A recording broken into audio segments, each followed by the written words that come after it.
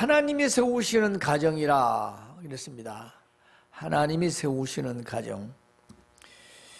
다른 말로는 하나님이 세우시는 집과 하나님께서 지키시는 성, 이렇게 말할 수 있겠죠. 그렇다면 분명히 하나님이 세우는 집이 있고 사람이 세우는 집이 있다라는 것입니다. 왜냐하면 여호와께서 집을 세우지 아니하시면 그랬잖아요. 그러니까 세우지 아니하시면 누가 지어야 돼요? 사람이 집을 짓겠죠. 그렇지 않습니까? 우리 가정이 하나님이 세우시는 가정이 있는가 하면 자기가 세우는 가정이 있다 이 말이에요. 바로 오늘 이 말씀을 전하려고 합니다. 여호와께서 집을 세우지 아니하시면 세우는 자의 수고가 헛되며 말 그대로 열심히 세웠으나 그 집이 온전하지 못하다는 뜻이겠죠. 즉 건축을 의미하고 있지만 건축이 아닌 바로 우리 가정을 말하고 있는 것입니다. 하나님께서 그 가정을 지탱하도록 하지 않으시면 문제가 일어난다는 것입니다. 그러니까 수고가 되다는 것은 열심히 살지만 열심히 살아가는데 거기에 대한 열매가 충분하지 못하다는 것이죠. 하나님께서 세우시는 집이 있고 인간 스스로 세우는 집이 있다는 말씀입니다. 또 하나 있습니다. 하나님께서 지키는 성과 사람이 지키는 성이 있다는 겁니다. 즉 하나님께서 성, 도성, 도시를 말합니다. 즉 여기에서는 예루살렘 성을 말하고 있죠. 하나님께서 성을 지키지 아니하시면 파수꾼에 깨어있으면 어찌되도다. 즉 어떤 성이 있는데 그 성이 파수꾼이 외침을 알기 위해서 보초를 서지 않습니까? 군사들이, 물론 지금도 우리 한국도 마찬가지입니다. 적의 침공을 미리 알기 위해서죠. 그런데 하나님께서 그 성도 지키지 아니하시면 파수꾼이 밤새도록 눈뜨고 있어도 헛되이 나 지키나 마나다. 여러분, 파수꾼이 지켜도 아무 소용이 없다. 무슨 말일까요? 인간이 자기 방식, 자기 방법대로 자기의 성, 그게 가정이 될 수 있겠죠? 또 어떤 사업이 될 수 있겠죠? 어떤 일이 될 수 있겠죠? 어떤 직업이 되겠죠? 자기가 보호하려는 그 어떤 것, 그 인간의 성을 하나님이 보호하시지 않으면 사람 스스로 보호는 아무 쓸모가 없다. 그렇지 않나요? 우리가 뉴스에서 참 안타까운 거 많이 보는데 차가 튼튼하고 좋지만 갑자기 급발진으로 사람이 생명을 잃어버리고 눈에 넣어도 아프지 않을 귀한 손자 손녀를 차에다 태우고 또 예기치 않은 그런 사고로 해서 생명을 잃어버리고 또 멀쩡한 인도를 잘 걸어가고 있는데 다른 차가 와서 어린 생명을 또 어른들을 치고 가는, 도대체 그걸 누가 지켜줍니까? 보험 들어서 보상은 받았겠지요. 누가 지켜줘요?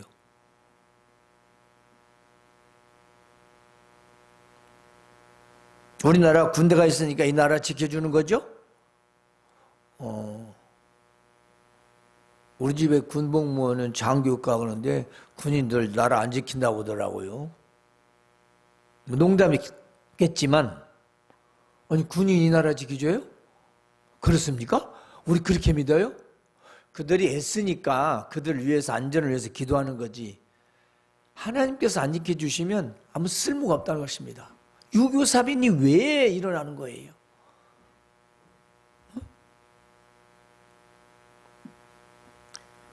오늘 그런데 여러분 이 말씀을 깊이 새기지 않습니다. 즉 하나님이 없는 헛된 수고와 하나님이 사랑하신 자입니다. 하나님이 없는 헛된 수고, 열심히 해도 외롭습니다. 때문에 너희가 일찍 일어나고 늦게 누우며 수고의 떡을 먹으며 헛되도다. 그렇습니다. 우리가 열심히 수고하고 노력하여 얻은 대가가 남음이 있어야 된다는 거죠. 결과의 기대. 그런데 열심히 일을 하고 열심히 수고를 하고 잠을 못 자고 고민하면서 했는데 결과는 너무나도 허망하단 말이에요. 그런 일이 한두 가지인가요? 그러므로 여호와께서 그의 사랑하시는 자에게 잠을 주시노다. 왜 잠을 못 잘까요? 불안해서 못 잔다라는 것입니다. 그렇습니다. 하나님께서 가정을 세우시고 하나님께서 파수꾼을 세우셔야 안전하고 평안하고 내가 열심히 일하고 수고해서 어떤 결과를 내가 취할 수 있는데, 그러지 못하니까 인간의 노력 스스로 자기 살다 보니까 이것이 잘 될까 못 될까 전전긍긍하다 잠을 못 자는 거예요. 불안해서. 근데 하나님께서는, 하나님께서 세우시는 가정은 하나님께서 그 가정을 평안하게 해서 잠을 잘 자게 하신다. 불안하지 않게 하신다는 것입니다. 물론 머리만 대면 잠을 자는 그런 사람은 좀 다르겠지만, 실제 그렇다 할지라도 그런 사람 심리 상태는 불안하대요. 어떤 일이 있을 때 잠을 자긴 자지만, 그리고 그렇게 빨리 잠자는 것이 건강에는 좋지 않다고 의사들이 그러더라고요. 조사를 검사를 해봐야 된다고 하더라고요. 너무 빨리 잠든 사람은. 하나님의 보호하심이 지키심이 없는 인생의 수고와 노력은 다 헛된 일이라는 것입니다. 하나님께서 사랑하시는 자에게는 잘 먹고 불안하지 않게 잘 자도록 하신다는 것입니다. 그런데 오늘 말씀 밑에 주면 자녀라가 나옵니다. 자식이죠. 보라, 자식들은 여호와의 기업이요 태의 열매는 그의 상급이로다. 여러분, 자식이 뭡니까? 자식이, 내 자식, 이게 이제 문제가 있습니다. 내 자식은 맞은데 이게 근본이 뭐냐는 거죠. 본질이. 그렇죠. 분명히 내가 낳았는데, 길렀는데 뭐라는 겁니까? 자녀에 대한 개념. 보라, 자식들은 여호와의 기업이요 하나님의 기업에 대해 물려줄 자식이라는 것입니다. 여호와의 기업이라는 겁니다. 태의 열매는 그의 상급이다. 이 말은 아이를 많이 낳는 것이 좋다는 것입니다. 이것이 그의 화살통에 가득하다는 복되도다. 아이가, 자녀가 많은 것은 복이라는 것입니다. 복. 근데 교회에서 이 말을 잘 하지 않아요. 말씀을 잘하면서, 오래전 얘기죠. 벌써 수십 년 전입니다. 하나님께서는 아이를 많이 낳고 자녀를 많이 낳으면 복이라는데, 많이 낳으면 원수예요. 왼수. 응?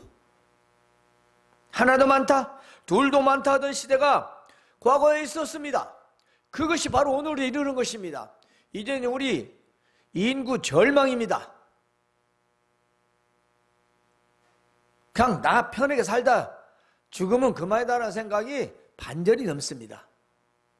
뭐 굳이 인류 망한다는 거죠. 하나님이 주신 기업입니다. 하나님은 이어가게 하시고 대를 이어가게 하시고 복을 이어가도록 하셨지만 사람들은 그걸 거부했다는 거죠. 그럼에도 불구하고 현대 기독교들은 이것을 현대 정책에 또한 인간의 살아가는 삶의 한 부분으로만 생각을 합니다. 이건 절대적입니다. 요즘 수명이 길었습니다. 여러 가지 의학의 발달로, 과학의 발달로 혼자 외롭게 몇십 년을 살아야 합니다. 그게 지금 여러분 젊으니까 그런 생각이 들죠. 한창 때니까 그럴 일이 없겠지. 아니요. 멀지 않습니다. 그들이 성문에서 그들의 원수와 단판을 대 수치를 당하지 않다. 그렇습니다. 여기서 자식이라는 말은 젊은 자녀를 말하고요, 젊은 자식을 말합니다. 그래, 이 뜻이 본문이 뭐냐? 자녀는 연로한 부모를 보호할 수 있는 그 자녀를 말합니다. 즉 자녀가 많다, 젊은 자, 젊은 아들이, 그러면 연로한 자기 부모를 보호한다는 것입니다. 고대에는 성문 근처에서 이제 공식적인 법정 절차가 행해졌습니다. 성문 앞에서. 그런데 아들들이 많으면 현대말로 변호사가 많은 거예요. 김현장이요.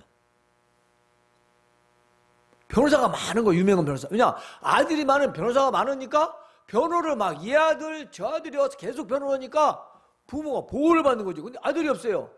그냥 법정에서 형을 내리는 대로 그대로 받아야 돼요. 그런데 자녀가 많으면 이 아들이 아닙니다, 저 아들이 아닙니다 하고 자녀들이 변호를 해준다는 거예요. 지켜주고 보여준다는 거예요. 그래서 자녀가 많으면 바로 연로하신 부모를 지켜주고 보호해준다는 것입니다. 이것이 본문의 뜻입니다. 그런데 오늘 우리는 자녀를 어떻게 생각하고 있나요? 자녀들이 많지 않다 보니까 너무 귀하죠. 너무 귀하죠.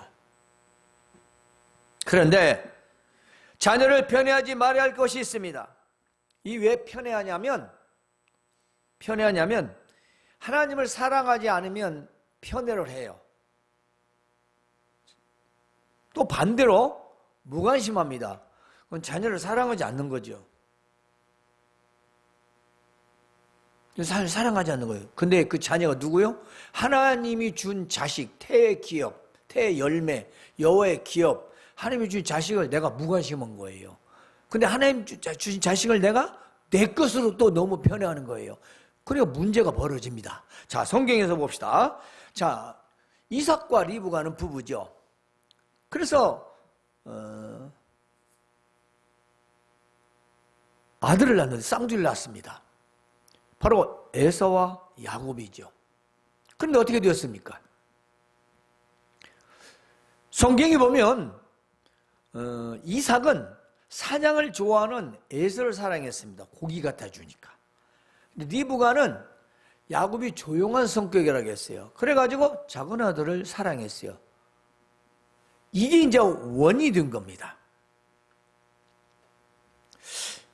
문제를 이제 우리 한번 봅시다. 자, 이런 리브가와 이삭의 작은 아들, 큰 아들 사랑이 두 아들을 원수로 만드는 거예요. 들어보실까요? 이삭과 리브가가 이렇게 쌍둥이를 낳았는데 어느 날 아버지 이삭이 말합니다. 야, 내가 고기를 좋아하지 않냐? 너 가서 사냥 좀 해오라. 그래서 사냥을 하러 갑니다. 거의 매일 갑니다. 근데 돌아오다가 이 길가에 보니까 야곱이 팥죽을 끓여서 팔고 있는 거예요. 야, 파는 게 아니죠. 팥죽을 끓이고 있었어요. 또 팥죽 한 그릇만 달라. 그러니까 그러면 형이 나한테 장자권을 파시오. 그러면 내가 팥죽을 주겠소. 야, 지금 내 배고파 죽겠는데 뭐 그러면 장자권이 뭔 필요가 있냐? 알았다. 내가 주실게. 그럼 맹세하시오. 그래, 맹세할게. 이 맹세가 무슨 맹세냐면 여호와 앞에서 사람 앞에서 한 맹세예요. 맹세 그냥 맹세가 아니에요. 맹세하라. 우리처럼 약속한 겁니다. 그래서 팥죽을 장자 명분을 주고 팔아버렸습니다. 얼마 후 이삭이 나이가 많았습니다. 여전히 마다 에서를 불러서 말하기를, 야, 아들아, 내가 이제 곧 죽게 생겼으니 언제 죽을지 모르지 않냐. 네 활을 가지고 와서 사냥을 해서 그 좋은 음식을 만들어 나를 먹게 하라. 그리고 내가 너를 마음껏 축복해 주겠다. 하고 에서는 사냥을 나갔어요. 근데 그때 이 말을 엄마 리브가가 들은 겁니다. 리브가도 꼭 우리 한국 어머니들 같아. 아버지가 뭐라 하면 옆에서 살짝 들어가지고, 야, 너 아빠 뭐라고 하니까 하는 거하고 똑같아요. 이 리브가가 있다가 야곱한테, 야, 이래저래 해서 네 형이 이 집 사냥해가지고 고기를 잡아다 별미를 만들어서 너 아버지를 갖다 주면 너 아버지가 축복을 해주겠대요. 아버지의 축복은 하나님의 축복이 대리입니다. 그러니까 이건 보통 일이 아니오. 내가 장자권 샀는데 뭔 소리요? 아마 이 생각을 했을 거예요. 리브가 있다가 너 형 오기 전에 내가 난들에 양을 한 마리 잡아가지고 요리를 해라. 근데 우리 알다시피 에서는 털 보잖아요. 팔이 어디고 다. 야곱은 민둥이고. 그러니 어때요? 양털을 잡아서 속을 팔에 다 감아. 다 붙이는 거예요. 그리고는 에서가 오기 전에 요리를 해가지고 아버지가 갔습니다. 근데 아버지가 나이가 너무 많이 먹어서 눈이 어두워요. 잘 보여요. 예, 아버지 이 요리를 맛있게 해서 가지고 왔습니다. 아니 벌써 사냥을 해왔다는 것이냐? 근데 어찌 목소리가 에서가 아니고 야곱 같다? 네, 아닙니다. 에서가 맞습니다. 거짓말했죠. 그렇게 시킨 거죠, 엄마가. 그래서 이삭은 그 야곱이 준 고기를 맛있게 먹고 몽땅 복을 빌어 줘버렸습니다. 근데 그 이후에 어떻게 됐어요? 에서가 헐레벌 떠 왔습니다. 아버지 오늘은 진짜 그걸 잡아서 아주 맛있게 요리를 해가지고 가졌습니다. 아니 조금 전에 왔다는 건 누구냐? 아니 조금 전 네가 요리해서 갖다 주지 않았냐? 내가 더 복을 다 빌어줬다. 너한테 해줄 복이 없어. 이미 이삭은 알았지만 두 번 번복할 수 없지 않습니까? 하나님의 이름으로 복을 주었으니 할 수가 없어요. 더군다나 장자에 대한 복을 주었기 때문에 할 수가 없는 거죠. 그러니까 얼마나 에서가 화가 납니까? 열받으니까 분을 내면서 내 아버지만 죽으면 내가 저놈을 그냥 싹 죽여버리겠어 하는 말을 리브가가 또 들었어요. 리브가 듣고 야곱한테 야, 너 형 요즘 말로 돌았다. 너 일단 죽어. 삼촌 밭다나마에 간다. 삼촌한테 가라. 그래서 피신을 시켰잖아요. 결과가 어떻게 됐습니까? 어떻게 됐나요? 20년 동안 헤어져 있었습니다. 얼굴 한번 보지 못했습니다. 뿐만 아닙니다. 에서와 야곱은 원수지간입니다. 물론 야복강가에서 기도를 하고 나오는데 형하고 화해를 했지만 그 뒤에도 늘 불안했을 겁니다. 왜였을까요? 어머니가 언제 죽었는지 성경이 명확히 나오지는 않습니다. 적어도 20년 동안은 못 봅니다. 이삭은 만났다고 나오지만 어머니 나오지 않습니다. 부모가 자식을 편애하다 보니까 자식 사랑해라 원수로 만드는 거예요. 부모 탓이라는 얘기죠. 물론 자식은 엄마가 시킬 수밖에, 부모가 시킨 대로 할 수밖에 없지만 당시 상황으로 보면 남편과 아내에 문제가 있었다는 것입니다. 오늘 가정주의라고 했습니다. 부부간의 갈등, 불소통. 여러분 부부간의 불통이요 소통이 안 되면 어떻게 되는지 아십니까? 각각 자기 생각대로 삽니다. 안 믿는 자들은 말할 것도 없습니다. 근데 믿는 자를 쫓아갔습니다. 여러분 둘 중 하나 믿어도 마찬가지입니다. 믿는 자가 현명하고 지혜로워야 됩니다. 자기 생각으로 살면 안 됩니다. 남편은 안 믿어도, 아내가 안 믿어도 하나님 말씀 중심으로 이것을 해야지, 너는 안 믿으니까 이렇게 하면 절대로 이것은 꼭 이삭과 리버 같은 사태가 벌어집니다. 그래서 큰아들은 엄마, 작은아들은 아버지. 쟤는 내 말을 안 들어. 너는 엄마가 말을 듣고 또 엄마가 말을 듣고 아빠가 말을 듣고. 이건 다 잘못된 가정이에요. 잘된 가정이 아니에요. 부모 또 엄마나 아빠나 동일해야 됩니다. 동일해야 돼요. 그래서 부부가 같이 말을 하고 같이 소통이 돼야 돼. 아버지 말 다르고 어머니 말 다르면은 그 집은 이미 나눠져 있는 것입니다. 나눠진 거예요. 절대로 그 가정 하나 되기 어렵고 무늬만 가정입니다. 실제 소통이 안 되는 거죠.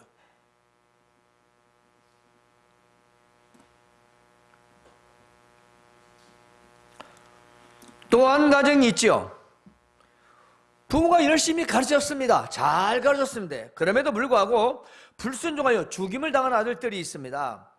우리가 알고 있는 바로 사무엘상에 나와 있는 엘리 제사장이죠. 자, 엘리 제사장이 두 아들이 있었습니다. 근데 이들 행실이 나빠가지고 얼마나 나쁘냐면 하나님께 드리는 제사 음식을 지 마음대로 갖다가 막 먹어버렸어요. 이것은 하나님의 제사. 오늘날로 예배를 무시한 거예요. 멸시한 거예요. 여러분, 그래서 내가 예배를 잘하라고 했잖아. 정성을 다해서. 이 예배가 나를 하는 겁니까? 그러면 사무엘 시대 이때에는 하나님이 보이는 하나님이고 지금은 안 보이는 하나님입니까? 그때도 안 보이는 하나님이에요. 말뿐이에요. 지금은 성경에다도 있죠. 그때는 성경도 없었어요. 그런데 하나님이 안 보이니까 이 제사장들, 요즘은 목사들이 요즘으로 말하자면 예배를 소홀히 한 거죠. 지 마음대로 말해도 안 듣고. 뿐만 아닙니다. 회막문 앞에서, 지금 말하자면 성전 앞에서, 당신은 성전 전이니까, 솔로몬 시대 성전이 완성되니까 회막, 성막, 법궤가 있는 곳입니다. 그 앞에서 일하는 그 여자들을 갖다가 요즘 말로 동침을 한 거죠. 유괴간간이라고 하네. 유괴간음. 힘으로. 옛날엔 더 그랬죠. 지금보다도.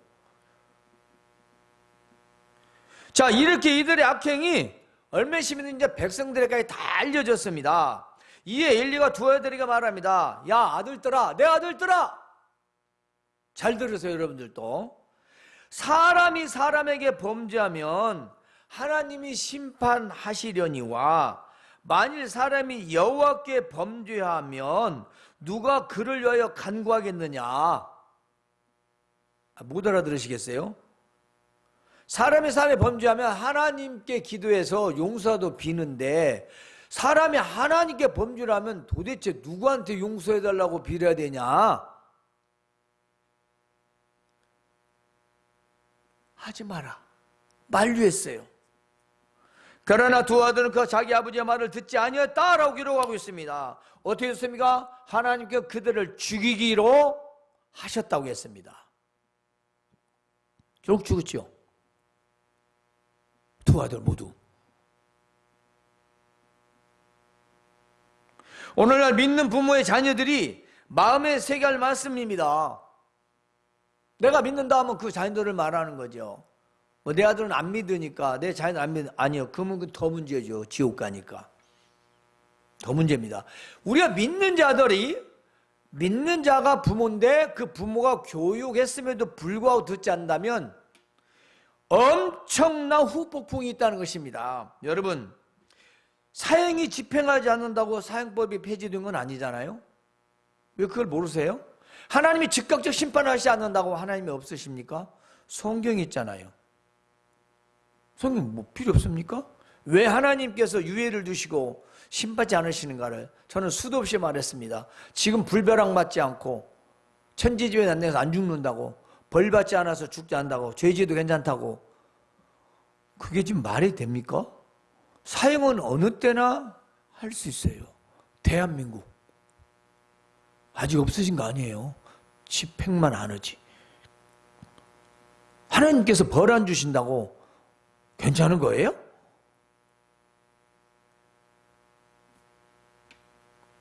따라서 가정의 안정과 인생의 성공은요, 무엇일까요?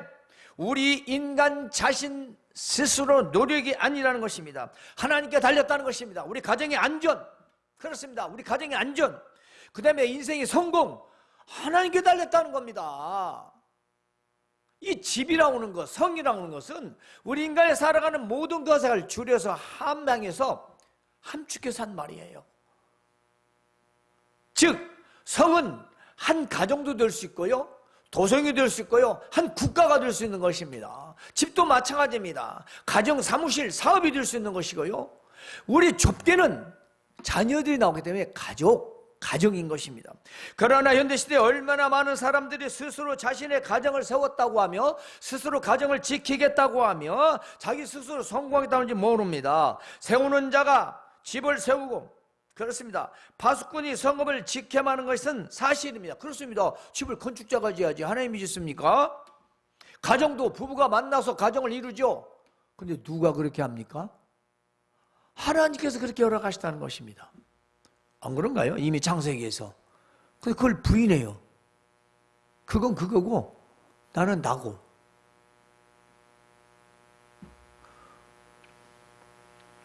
하지만 하나님이 세우고 보호하지 않으면 세상에 지은 집과 성읍은 아무리 지켜도 세워도 다 허사라는 것입니다. 세상에서는 모든 인간의 노력은 집을 지치도 성읍을 보호하지도 못하고 헛되며 쓸모도 의미도 없을 것이다. 그렇습니다. 지진 한번 일어나면 무슨 소용이 있습니까? 뭔 소용이 있어요? 근데 그걸 자꾸 의지하고 그걸 쓸데없는, 의사가 먹으라고 하는 처방, 올바른 처방을 놔두고 자기 개인 처방을 해서 사는 사람, 하나님 말씀이 있는데 불구하고 자기대로 살아가는 사람 똑같습니다. 세상 의사는 실수도 하고 잘못도 해요. 하나님은 실수도 잘못도 없으십니다.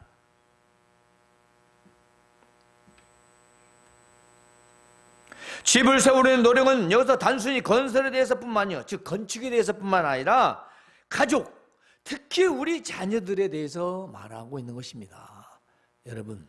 여러분도 언젠가는 또 결혼할 것이고 이미 결혼해서 자녀가 있고 자녀가 장성해서 성장해 성이 된 부모들도 있을 거예요. 마찬가지로 나이 먹어도 똑같습니다. 지가 부모 젖 먹고 컸지 뱃속 나왔지 어서 뭐 솟아났겠어요? 그런데 문제는 부모죠. 아니, 자식을 자기가 지키려고 하는 거예요. 아니, 자기가 뭘 지켜요? 얼마나 지켜요? 얼마나 지킵니까 자식을? 대체 내 품에 있을 때는 지킬 수 있겠죠. 어느 정도 내가 대신해서라도. 그런데 이 아이가 활동할 정도면 어떻게 돼요? 눈밖에 벗어나면 아무것도 못합니다. 뭘 합니까? 그런데 왜 굳이 내가 뭘 하려고 했죠? 또 성장했을 때 어떻습니까? 때문에 하나님께서 지켜주시고 보호해주도록 자녀들을 위하여 기도해야 된다는 것입니다. 그 자녀들을 위하여 기도하고 그 자녀들을 말씀으로 가르치고 양육해야 한다는 것입니다.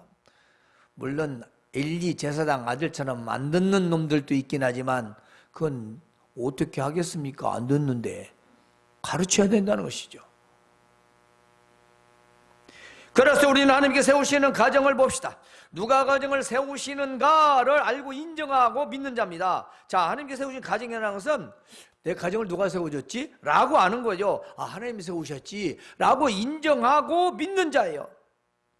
남자와 여자가 부부가 되어 가정을 이루게 하신 분이 중매쟁이도 아니고 결혼 사이트도 아니고 친구 소개도 아니고 하나님이시다 라는 것입니다. 뭐 자만추, 자연스러운 만남을 추구한다고 뭐 그 말 준 말이라며요. 그것조차도 하나님께서 하신 것이라는 것이죠. 그걸 인정하지 않으면 그런 부부는 그런 믿음의 가정도 아니고 하나님 세우신 가정이 아니라 지가 좋아서 지가 결혼을 세운 그냥 지 가정이에요. 지 가정. 그 가정을 누가 지켜요? 자기가 열심히 지켜야죠.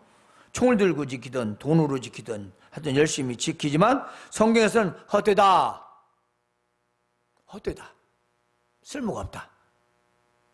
가정의 주인인 사람이 아닌 하나님이심을 믿는 자입니다. 하나님께서 세우시는 가정이라는 것은 가정 주인이 사람이 아니라 하나님이시라는 것입니다.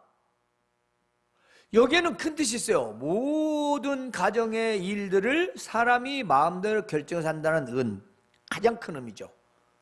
하나님께 물어서 하나님을 의지해서 해결해 나가는 게 아니라 사람끼리 다 상의해서 사람끼리 뭐 하나님 없고 하나님 생각도 없어요. 누가 주인이요? 지가 주인이죠. 자기가 주인이요. 역시 이것도 다 허사다. 우리 가정의 주인은요, 부모, 부부, 자녀가 아니라 하나님이시다.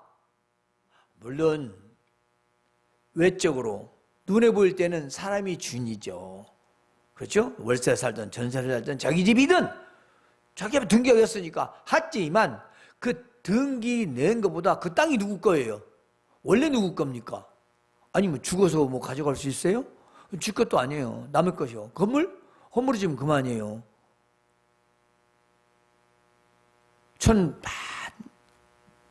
인간 되고 홍게떼 같으다. 왜 남들이 다 하는 대로만 살라고 하냐?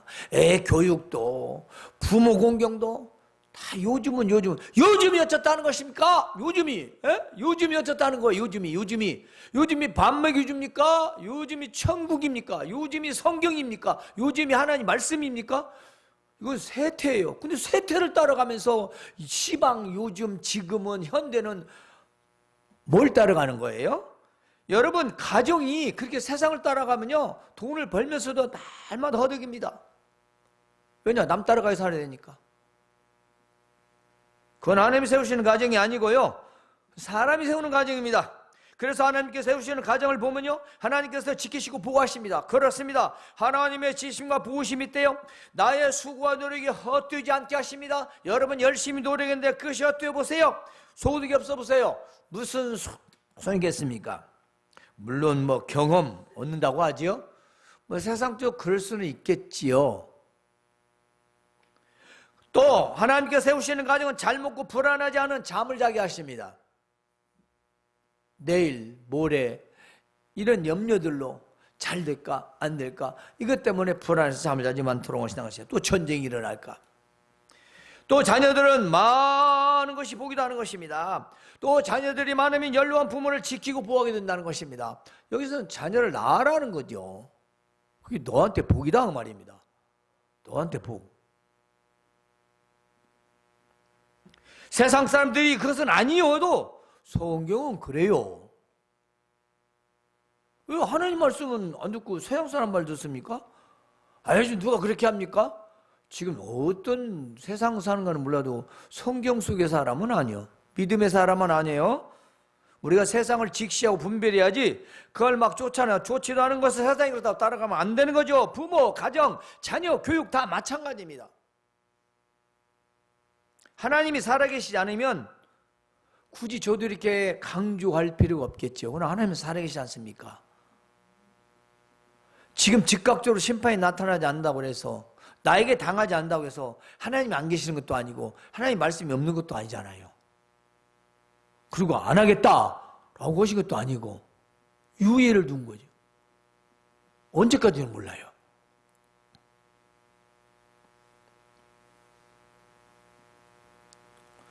이제 마무리합시다. 그러므로 나에게 주신 가정, 또 앞으로 내가 세우고자 할 가정은 하나님이 세우시는 가정이 되어야 된다는 것입니다. 믿음으로 세워가는 가정, 하나님을 섬기고 경외하는 가정, 그리고 하나님은 나의 가정의 주인이 되신다는 것. 그렇습니다. 하나님께 나의 가정의 주인 되시죠. 이거 그냥 귀로 듣고 흘려버리면 안 돼요. 결혼했든지 안 했든지 다 동일합니다. 따라서 하나님께 세우시는 가정이 되셔서 하나님의 지심과 지키심과 보호하심으로 언제나 안전하고 행복한 가정을 이루시고 세상의 모든 삶에서도 믿음의 성공을 이루시기를 주님의 이름으로 축원합니다. 하나님, 우리